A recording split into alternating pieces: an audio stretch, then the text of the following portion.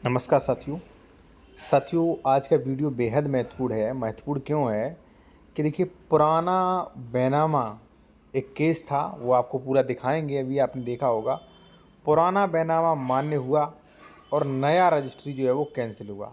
अब थोड़ा इसका मैटर समझ लीजिए, उसके बारे में हम ही आपको आदेश पढ़वाएंगे, क्योंकि ऐसे आदेश समझ में नहीं आएगा आपको। ये आदेश आपकी प्रूफ के लिए रखा है मैंने, ठीक है ना। तो सबसे पहले मैटर समझ लीजिए आप क्या था। मैटर साथियों कुछ इस प्रकार था कि एक एक्स प्रॉपर्टी थी ये, ठीक है, ए व्यक्ति की।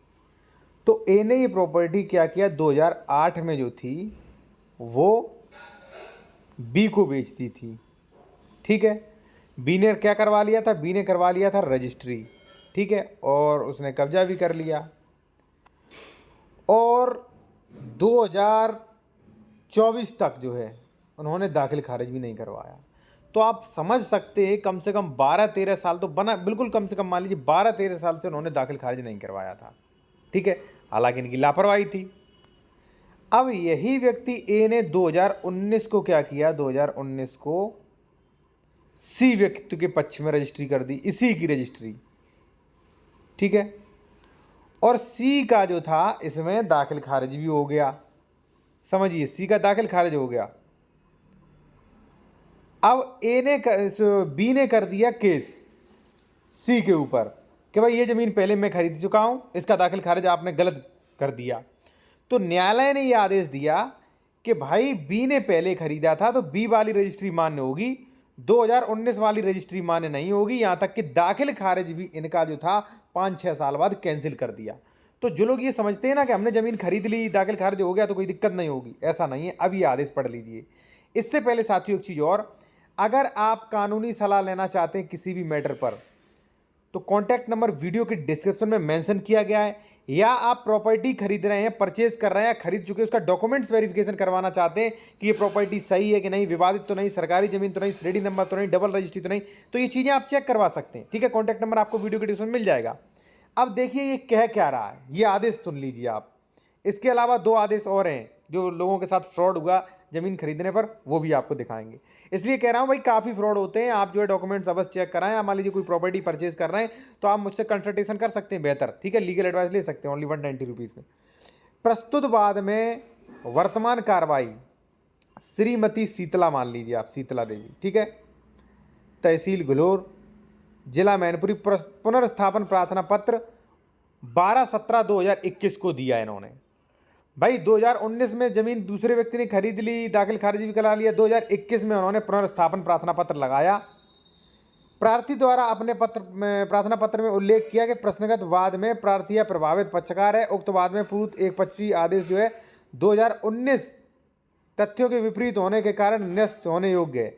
यानी कि मैंने जो आपको बताया था ना साथियों कि 2019 में जो इस व्यक्ति ने बैनामा कराया था सी ने, ठीक है ना, 2019 में, और इसने दाखिल खारिज भी करा लिया था 2019 वाला। तो उसने वही कहा है कि भाई 2019 वाला दाखिल खारिज गलत कर दिया गया है। अब देखिए यहां पे, ठीक है, यहां पे देखिए, विधि तथा विपरीत होने के कारण निरस्त होने योग्य है।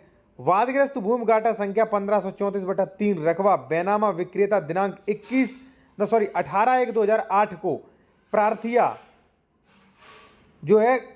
को किया जा चुका था।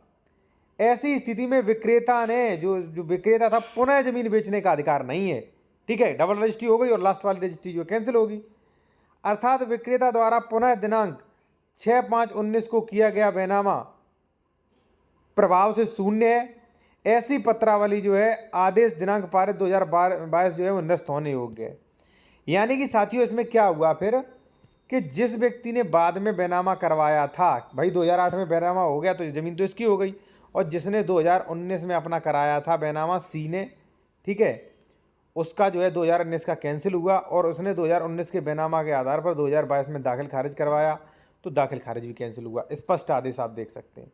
और पुराना बैनामा ही मान्य होगा, ठीक है ना। अब पुराना बैनामा आप देख सकते हैं यहाँ पे 22/6/2022 निरस्त होने योग्य है। अराजी निजाई कब्जा व दखल है। बैनामा जो है समय से कब्जा चला आ रहा है। यानी कि जिसका पुराना बैनामा था, 2008 की जमीन थी, उसका बैनामा मान्य हुआ, नया वाला बैनामा जो है वो कैंसिल कर दिया।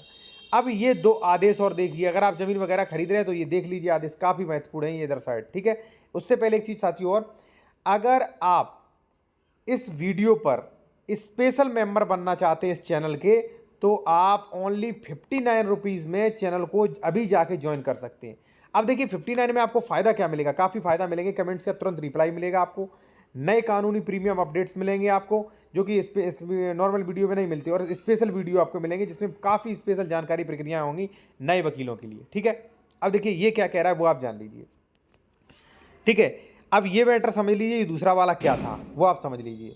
दूसरा वाला मैटर ये था साथियों कि प्रॉपर्टी डीलर ने क्या किया, ये तो डबल रजिस्ट्री थी, ये दूसरा वाला है अंश से अधिक विक्रय से संबंधित मैटर। अंश से अधिक विक्रय क्या हो रहा है कि प्रॉपर्टी डीलर क्या कर रहे हैं भाई, प्रॉपर्टी डीलर तो फर्जीवाड़ा ही कर रहे हैं, ठीक है। कहीं डबल रजिस्ट्री, कहीं अंश से अधिक विक्रय, कहीं जमीन गलत श्रेणी की जमीन बेचना, ठीक है। किसी न किसी कहीं 143, 80 नहीं है, 116, 117 नहीं है।